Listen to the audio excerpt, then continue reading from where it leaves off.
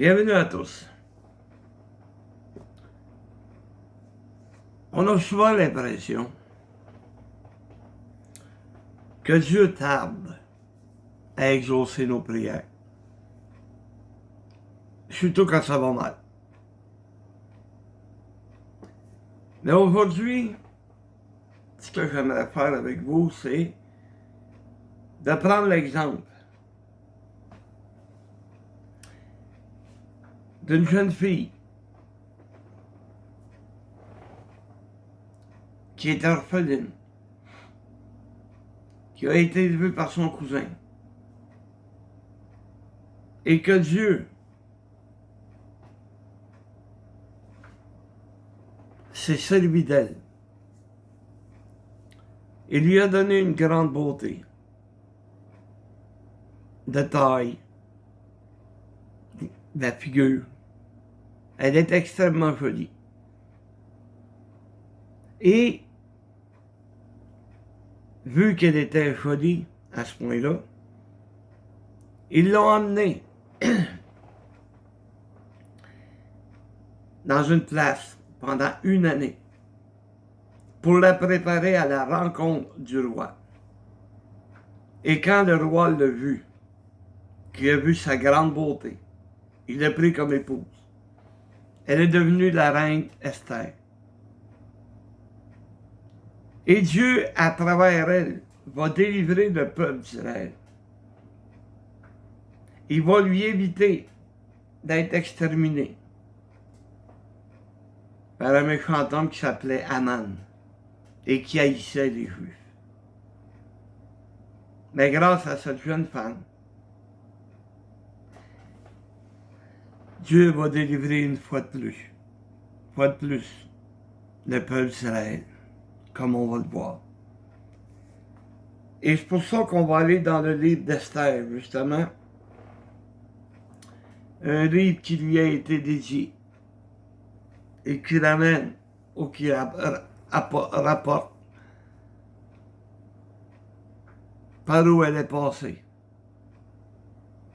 pour que le peuple soit délivré. Tu sais, on ne sait pas quel âge qu'elle avait. Mais quand elle est venue au monde, le peuple, là, il était sous l'emprise du roi Ahasuérus. Il était esclave.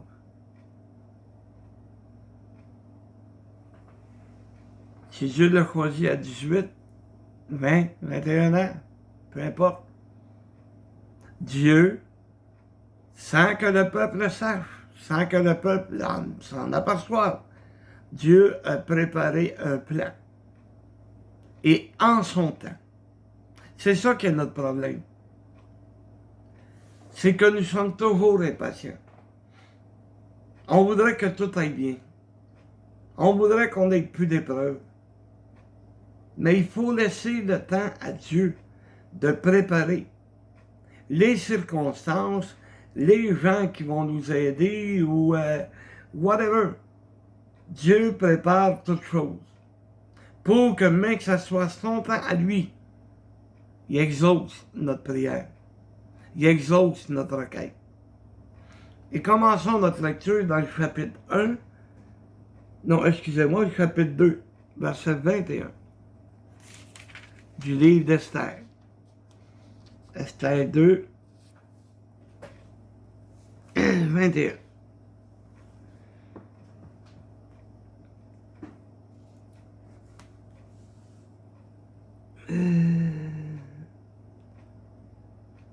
OK. Dans ce même temps, comme Mardochée était assis à la porte du roi, Bigthan et Teresh, deux eunuques du roi, gardes du seuil, cédèrent à un mouvement d'irritation et voulurent porter la main sur le roi Ahasuérus. Mardochée eut connaissance de la chose et en informa la reine Esther, qui l'a rendu au roi de la part de Mardochée. Le fait ayant été vérifié et trouvé exact, les deux eunuques furent pendus à un bois. Et cela fut écrit dans le livre des Chroniques en présence du roi. Mardochée c'est le cousin d'Esther. À la mort de ses parents, c'est lui qui s'est occupé d'elle. Et là, elle est rendue reine. Et Mardochée a peut-être entendu les deux personnes qui voulaient s'en prendre au roi. Et Mardochée le dit à la reine Esther, qui elle le dit au roi. Et tout a été vérifié. Et les deux hommes voulaient s'en prendre au roi. Alors le roi les fit pendre. Ça a été écrit dans le livre de Chroniques. Et plus tard, beaucoup plus tard, c'est dans Esther 3, le verset 2.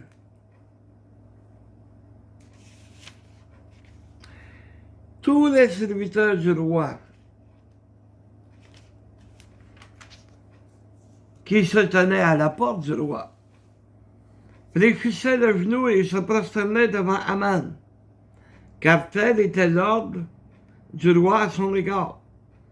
Mais Mardochée ne fléchissait point le genou et ne se prosternait point.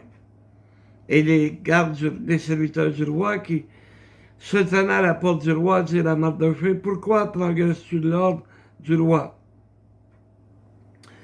Comme il le lui répétait à chaque jour et qu'il ne les écoutait pas, il fit rapport à Aman pour voir si Mardochée persisterait dans sa résolution, car il leur avait dit qu'il était juif. Et Aman vit que Mardochée ne fléchissait point le genou, et ne se prosternait point devant lui. Il fut rempli de fureur. Donc on voit la haine de Aman. Il détestait les Juifs. Et le fait que Mardochée ne se prosternait point quand il passait, ça l'a mis encore plus en fureur. Si on se prosterne, c'est devant Dieu, et non pas devant un homme. Alors, la haine de Haman était de plus en plus grande envers le peuple juif. Et c'est dans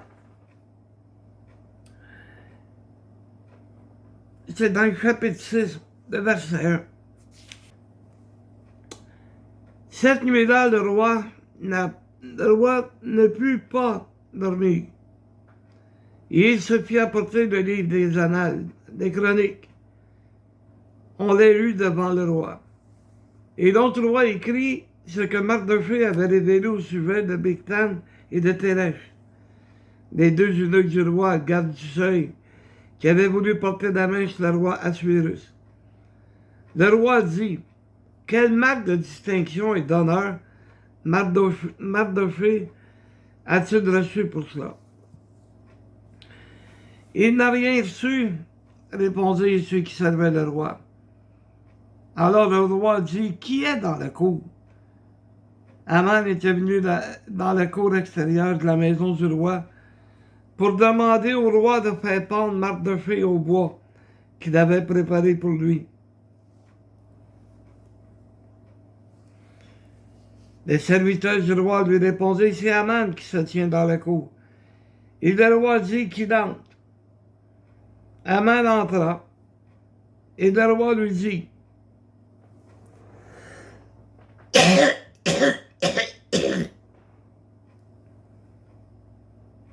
que faut-il faire pour un homme que le roi veut honorer? Naaman se dit en lui-même, quel autre que moi, le roi voudrait-il honorer? Ah, excusez-moi. Voudrait-il honorer? Aman s'en venait voir le roi pour faire pendre Mardochée.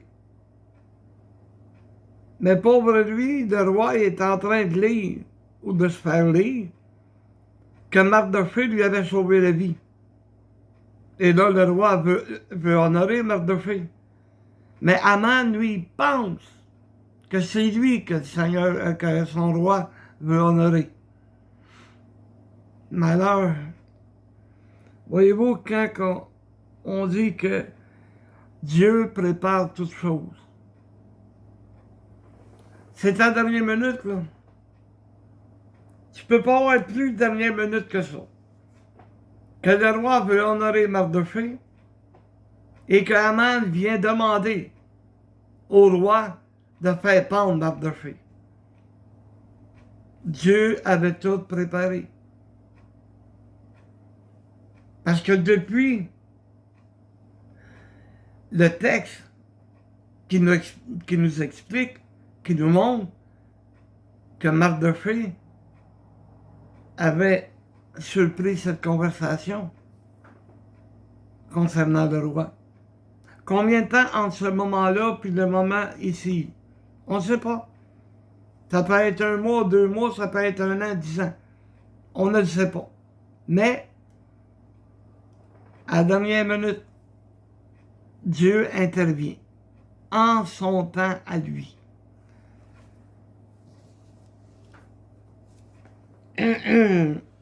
Et Haman répondit au roi, pour un homme que tu veux honorer, il faut prendre le vêtement royal dont le roi se couvre, et le cheval que le roi monte et sur la tête duquel se pose une couronne royale.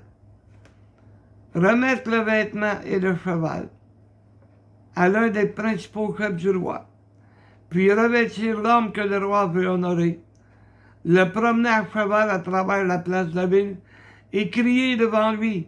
C'est ainsi que l'on fait à l'homme que le roi veut honorer.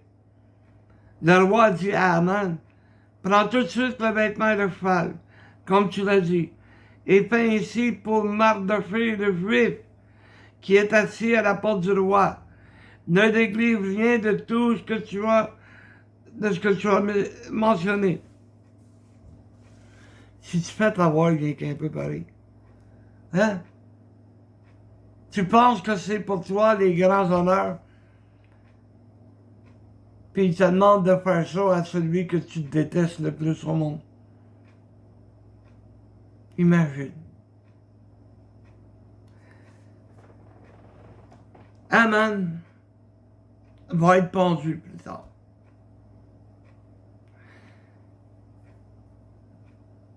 Et la reine Esther n'a pas fini son travail. Esther 9, le verset 20 à 26. Mardochée écrivit ces choses, et il envoya des lettres à tous les Juifs qui étaient dans toutes les provinces du roi Ahasuérus, au près et au loin. Il leur prescrivait de célébrer chaque année, le 14e jour et le 15e jour du mois d'Adar, comme tous les jours où il avait obtenu du repos en se délivrant de leur ennemi. De célébrer le roi, où leur tristesse avait été changée en joie, et leur désolation en jours de fête, et de faire de ces jours des jours de festin, les uns aux autres, et où l'on distribuait des dons aux indigents. Les Juifs s'engagèrent à faire ce qu'ils avaient déjà commencé, et ce que Mardochée leur écrivait. Haman, fils d'Ammédatha, l'Agagite, ennemi de tous les Juifs, avait formé de les faire périr. Il avait jeté le pur, c'est-à-dire le sort, afin de les tuer et de les détruire. Mais Esther s'étant présentée devant le roi ordonna de faire retomber sur la tête d'Haman le méchant projet qu'il avait formé contre les Juifs et de le prendre au bois, et de le pendre au bois, lui et ses fils. C'est pourquoi on appelle ces jours Purim, du nom de Pur. D'après tout le contenu de cette lettre, d'après ce qu'ils avaient eux-mêmes vu et ce qui leur était arrivé. La fête des Purim.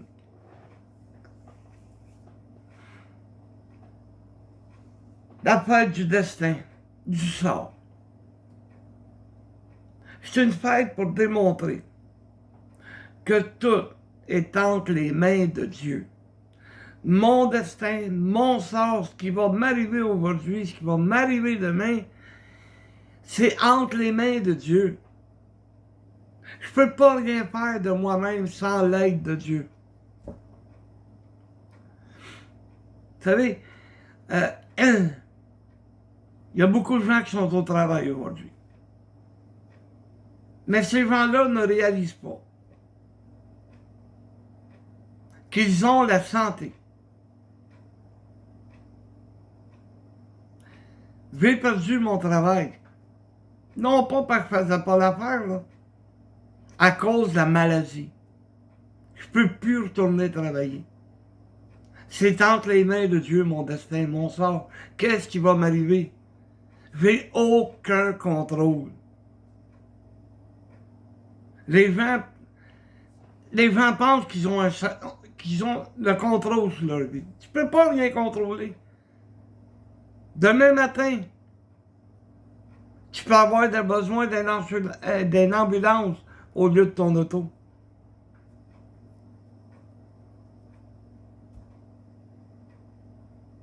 Tu sais pas, demain matin, peut-être que tu pourras pas te rendre au travail. Ton sort est entre les mains de Dieu. Alors, Marthe de Fée nous disait de célébrer ça comme la journée où Dieu les a délivrés. Souvenez-vous, vous aviez un ennemi qui s'appelait Aman. Il vous détestait. Il avait prévu de vous anéantir, de vous faire périr. Mais Dieu est intervenu à travers la reine Esther, à travers Marthe de Fée, à travers tous les événements qui ont conduit jusqu'à ce moment-là.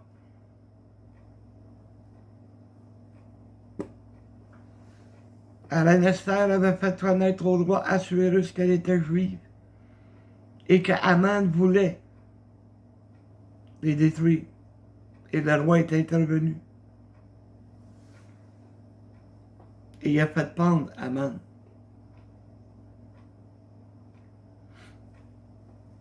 Qu'est-ce qui va t'arriver demain?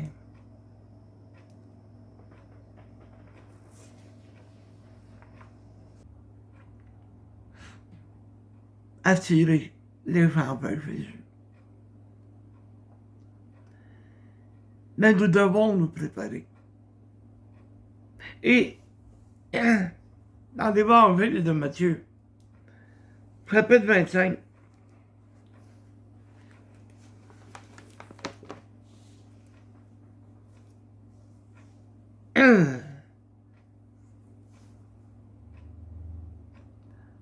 Matthieu 25, partir du verset 1. Alors le roi des cieux sera...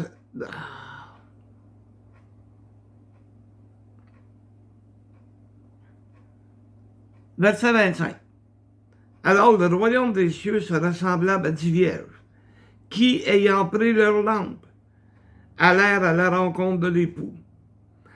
5 d'entre elles étaient folles, et 5 sages. Les folles, en prenant leur lampe, ne prirent point d'huile avec elles. Mais les sages prirent avec leur lampe de l'huile dans des vases. Comme l'époux tardait, tous s'assoupirent et s'endormirent. Au milieu de la nuit, on cria, « Voici l'époux, allez à sa rencontre. » Alors toutes les vierges se réveillèrent et préparèrent leurs lampes. Les folles dirent aux sages, « Donnez-nous de votre huile, que nos lampes s'éteignent. » Les sages répondirent, « Non, il n'y en aurait pas assez pour nous et pour vous. Allez plutôt que ceux qui en vendent et achetez-en pour vous. » Pendant qu'elle allait en acheter, l'époux arriva. Celles qui étaient prêtes entrèrent avec lui dans la salle des noces. Et la porte fut fermée. Plus tard, les autres vierges vinrent et dirent, « Seigneur, Seigneur, ouvre-nous. » Mais il répondit, « Je vous le dis en vérité, je ne vous connais pas. Veillez donc, puisque vous ne savez ni de jour, ni d'heure. » Les vierges sont un exemple des églises. Il y en a beaucoup d'églises. Il y en a qui se disent des églises de Dieu, des assemblées de Dieu. Le nom n'a aucune importance. C'est que tu es prêt. C'est que tu sois prêt. Que tu aies préparé ta lampe. Tu l'as remplie. Et par précaution, tu as amené un vase supplémentaire. Et l'époux tardait à venir. Il s'endormit. Et quand est venu le temps d'entrer dans la salle de noces, il y en a 5 qui étaient prêts. Ben, il y en a 5 autres. Oh, tu sais, je suis obligé d'être une lumière, puis je suis obligé de traîner un vase. La route est déjà assez longue quand même.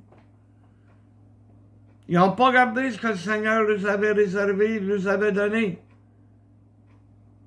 Ils n'ont rien fait de ça. Au lieu de laisser Dieu travailler dans leur vie, ils ont voulu garder leur vie en pensant travailler pour Dieu. C'est pas en gardant ta vie, c'est en donnant ta vie.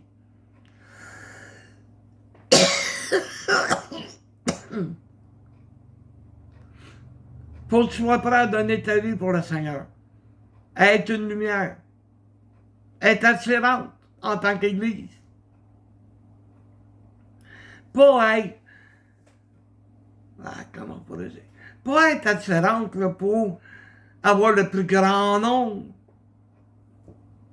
Pas de cette manière-là. L'attirance que devrait avoir, c'est d'avoir la beauté de Dieu, la beauté de l'Église. En pratiquant sa parole. Parce que c'est facile, là, d'attirer plein de monde, puis de les envoyer en enfer. Mais d'attirer des gens. Que les gens soient,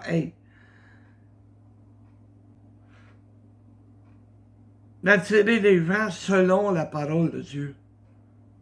Que les gens voient la vérité et non pas le mensonge. Parce que c'est rien de plus facile que ça de mentir.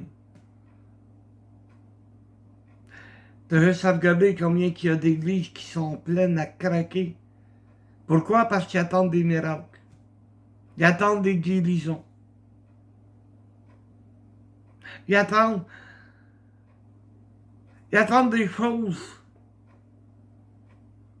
que des manipulateurs vont changer le sens.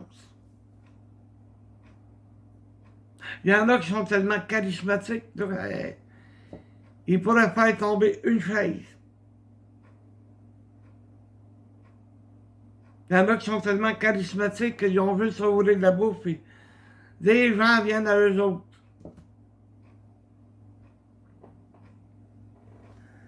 Essaye de m'expliquer comment est-ce qu'ils peuvent réussir à tromper les gens. On a enseigné la vérité. Ça fait 40 ans. Puis il y en a qui sont... Ils n'ont jamais lu ou non, ils n'ont jamais porté attention. Parce qu'ils écoutent les faux prophètes puis ils disent « Ah, Dieu, c'est bon, c'est bon, c'est bon. » Tu sais, Internet, là, est rempli de faux prophètes qui enseignent n'importe quoi. Puis les membres de nos églises sont attirés vers là. Voyons donc. On n'est pas censé être attiré par les faux prophètes, les fausses croyances. Et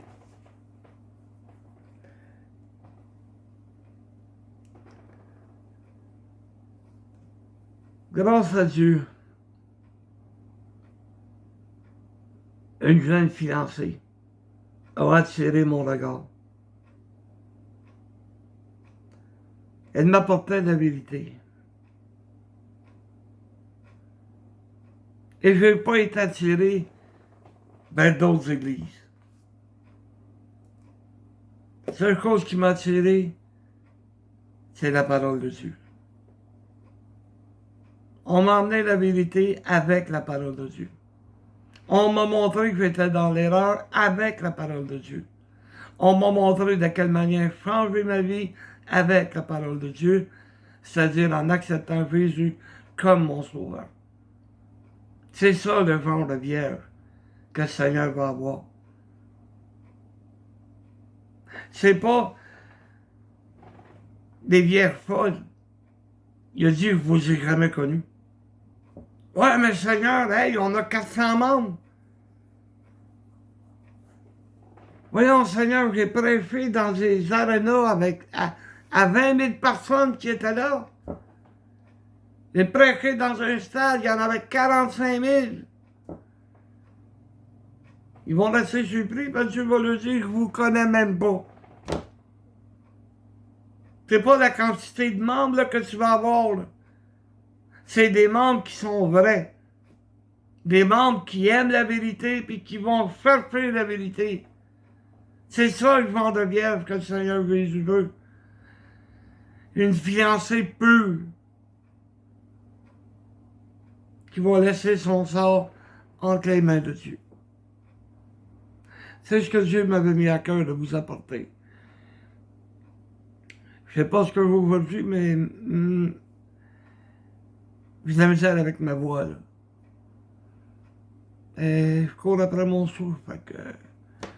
Et pourtant, c'est pas à cause de la cigarette. J'ai pas fumé encore. Mais c'est peut-être une journée de même, fait que... Priez pour moi, et que Dieu nous bénisse. Amen.